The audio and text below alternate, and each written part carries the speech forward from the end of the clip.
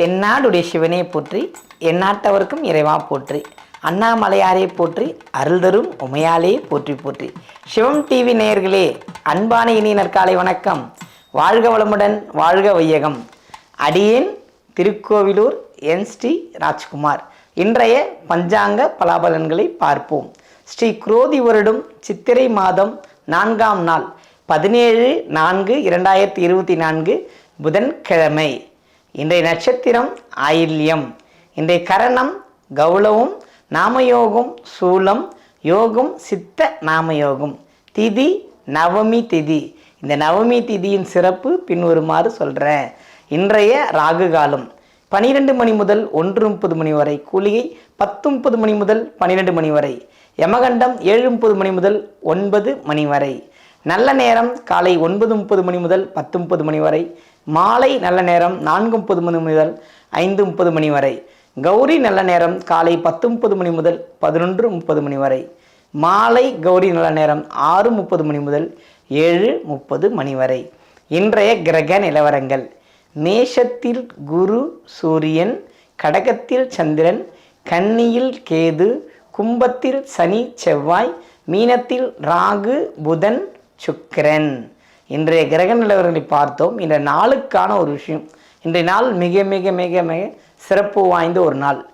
இந்த இந்தியாவில் பயணித்து கொண்டிருக்கிற அனைத்து இந்துக்களும் நாம் மிகவும் ஒரு காவிய நாயகனாகவும் ஒரு தெய்வமாகவும் வணங்கி கொண்டிருக்கிற ஸ்ரீ ராமபிரான் பிறந்த நாள், ஸ்ரீ ராம நவமி. அதாவது இந்த ராம நவமியில் எப்பேற்பட்ட பித்ரு சாபங்களையும் போக்கக்கூடிய ஒரு வல்லமை பெற்ற நாள். பாருங்கள், இப்போ நிறைய பேர் அயோத்தியாவுக்கு போயிட்டுருக்குறாங்க. அந்த சரை நதியில் பித்ரு சாபத்தை போக்குறதுக்கு பூஜை பண்ணிட்டு வராங்க. அவங்க வாழ்க்கையில் அடுத்த ஆண்டில் நிறைய மாற்றங்கள் வரும். ராமரை பூஜிக்க, அந்த ராமா என்ற இந்த 2 எழுத்து இருக்குது பார்த்தீங்களா, ஒன்று ராமன், மாங்கிறது சிவனை குறிக்கும். இருவரும் இணைந்த ஒரு எழுத்து. அதாவது ஸ்ரீ ராமா ஜெயராமா ஜெய ஜெயராமா அப்படின்னு ஒரு 108 தடவை சொல்லிட்டு பித்ருக்கான வழிபாடு செய்யும் பொழுது, ராமரோட வழிபாடு செய்யும்போது மிகுந்த ஒரு பலன் அடையலாம். வாழ்க்கையில் எப்பேற்பட்ட துன்பம் இருந்துட்டு ரொம்ப மனது இல்லை, நான் வாழவே மாட்டேன்னு சொல்கிறவனுக்கு கூட ராமநாமத்தை சொல்லி கொடுத்து அவனை சொல்ல வச்சுட்டோம்னா போதும், அந்த ராமநாமத்தோட அற்புதத்தை வால்மீகியின் வாழ்க்கையில் நம்ம பார்க்கலாம். எங்கேயுமே அந்த கதைகள்லே இருக்க எல்லாமே, புரியுதுங்களா? அந்த கதையிலே இருக்கிற அதை எழுதினவரே பார்த்திங்கன்னா, புரியுதுங்களா, அவரே எப்பேற்பட்ட கொடும் சாபத்தில் மாட்டிக்கொண்டவர். அவர் விடுவிச்சு ஒரு காவியத்தை எழுதும் அளவுக்கு ஒரு புகழ்பெற்ற ஒரு நாமம்னா இது ஸ்ரீராமநாமந்தான். ராமா ராமா ராமா ஜெய ஜெய ராமா அப்படின்னு நம்ம சொல்ல வெற்றி அடையலாம். ஏன்னா அவனுக்கு அவ்வளோ பேர். கோசலை ராமன், தசரத ராமன், கல்யாண ராமன், சீதாராமன், இந்த மாதிரி ராமனுக்கு அடங்கிக்கிட்டே போகலாம். அதுதான் அந்த மாதிரி ஒரு எல்லையற்ற ஒரு அன்பு உள்ளம் கொண்ட ஒரு ராமர். எல்லாரையும் ஏற்றுக்கொண்டார். ஒரு பறவைக்கும் பரிந்து பறவைக்குமான விஷயத்தையும் செய்தார். பறவைக்கான கடைசி இமைக்கரையும் செய்து வைத்தார். அப்போ மனிதர்கள் அவங்க மேலே மட்டும் அன்பு வைக்கலை, அனைத்து உயிர்கள் மேலும் அன்பு கொண்ட ஒரு இறைவன் ஸ்ரீராமர். அதனால் வாய்ப்பு கிடைக்கும் பொழுது அயோத்தியா பயணம் சென்று வாருங்கள். நமச்சிவாய யாத்திராவில் அது நடைபெற்று கொண்டிருக்கின்றது. நீங்கள் கீழ்வர நம்பரில் நீங்கள் தொடர்பு கொண்டு அந்த பிரயாணத்துக்கு தயாராகி எவ்வளவோ பண்ணுறோம், இதை பண்ணிட்டோம்னா ரொம்ப சந்தோஷம் அடையலாம் இல்லையா? அதனால் இந்த ராம நவமின்ற இந்த பொன்னாளில் அந்த விஷயத்தை பயன்படுத்தி வெற்றியடைங்கள் நேயர்களே. இன்றைய ராசி பலன்களை பார்ப்போமா? மேஷ ராசி அன்பர்களே, 4ஆம் இடத்து சந்திரன். அதாவது எதை செய்ய போகினாலும் தாயின் பேச்சை கேட்டு நடக்க வேண்டும். அப்படின்னு நம்ம சொல்கிறோம். தாய் இல்லைங்க, தாயின் வயதில் ஒத்த அம்மாக்கள் சொல்கிறத நம்ம கேட்கணும். கேட்டிங்கன்னா நட்பால் ஏற்படுகின்ற மன சஞ்சலங்கள் உங்களுக்கு வராது. இல்லைனா நட்பால் ஒரு சஞ்சலத்தை இன்று அனுபவிக்கக்கூடிய ஒரு நாளாக திகழ்கின்றது. கவனம். ரிஷபராசி அன்பர்களே, அதாவது ஆதரவு பெறுகின்றது, செலவு ஒரு பக்கம் வந்துக்கிட்டு தானே இருக்குது. தந்தை ஸ்தானத்தில் செலவுகள் இருக்கின்றது. மறக்காமல் அவர்களோட ஆதரவு உங்களுக்கு வேணும், அவர்களுக்கான செலவுகளை செய்யுங்கள். மிதுன ராசி அன்பர்களே, அவருக்கு செலவு செய்கிறது ரொம்ப பிடிக்கும். அது யார் செய்யணும்? நீங்கள் தான் செய்யணும். 2ஆம் இடத்துல சந்திரன் இருக்கார். அதாவது வார்த்தையை கொடுத்து செலவு செய்யக்கூடாது, மனசு செலவு செய்யணும். செலவு செய்து மகிழக்கூடிய ஒரு நன்னாள். கடக ராசி அன்பர்களே, அதாவது ரொம்ப ஒரு மன உளைச்சல், ஒரு கோபம் தாபம் உங்ககிட்ட இன்றைக்கி இருக்கும், வெளிப்படும். அதை ஒரு கவனமுடன் கையாளணும். கோபம் இருக்கணும், கோபம் இருக்கும் இடத்துல தான் குணம் இருக்குன்னு சொல்லுவாங்க.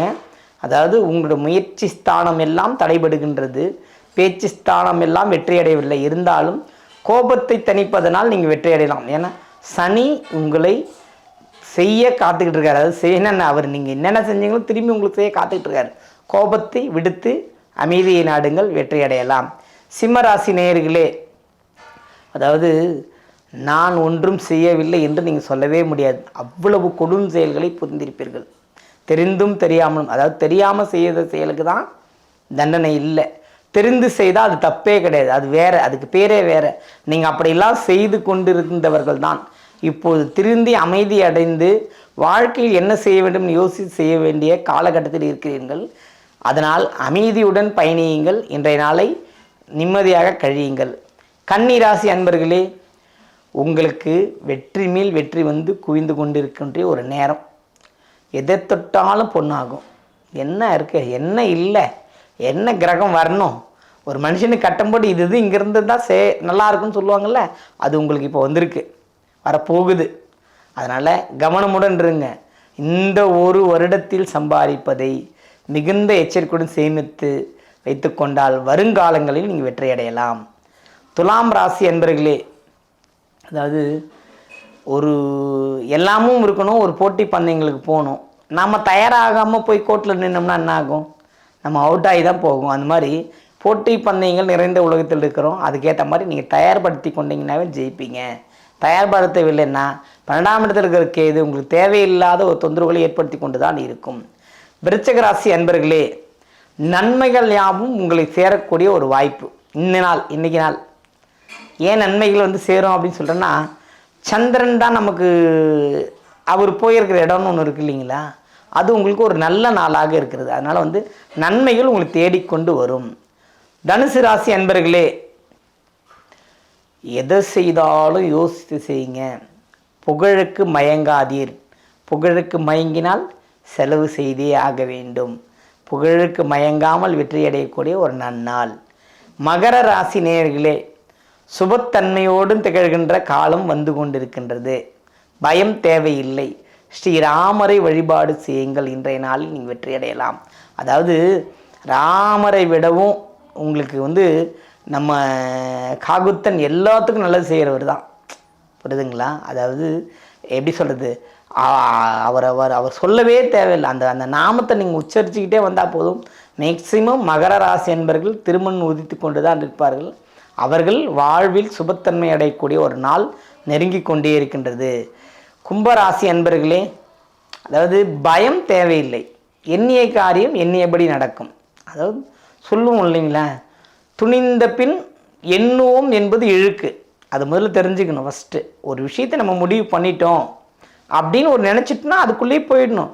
அங்கே போய் நான் திரும்பி பார்த்தீங்கன்னா நீங்கள் எப்படி ஜெயிக்கிறது? அதனால் பயத்தை விடுங்க, வெற்றி அடைவீர்கள். சர்வ ஜாக்கிரதையுடன் பயணம் செய்யுங்கள். மீனராசி அன்பர்களே, அதாவது நீங்கள் தான் முக்கியமாக ராமர் வழிபாடு மேற்கொள்ளணும்.